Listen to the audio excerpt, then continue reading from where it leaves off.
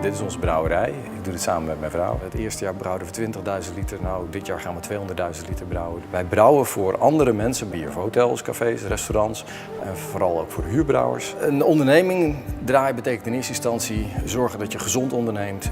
Toen ik begon waren we natuurlijk heel erg inefficiënt. Dan betekent dat je allerlei maatregelen gaat nemen om ervoor te zorgen dat je kostenefficiënter wordt.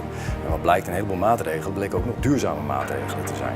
En op dit moment zijn wij de goedkoopste verhuurbrouwerij van Nederland. De maatregelen die je daarvoor kan nemen is allereerst natuurlijk je ledverlichting. Wat we hier bijvoorbeeld hebben gedaan, in plaats van een eigen contract met één afvalverwerker, werken we nu samen hier in de jachthaven.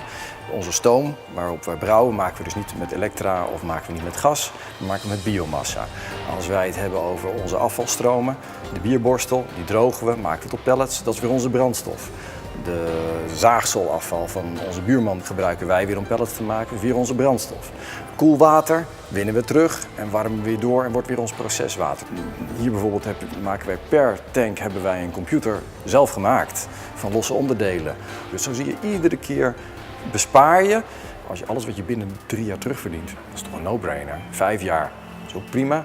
En 7 jaar met de ledverlichting, ja, dat heb ik echt af laten hangen aan het feit toen we hier naartoe gingen dat ik een huurcontract van 10 jaar heb. En in ieder bedrijf zijn kosten te reduceren. En als je daar diep genoeg naar kijkt, dan zie je ook duurzame maatregelen. En laten we heel eerlijk zijn, dat is toch wel leuk.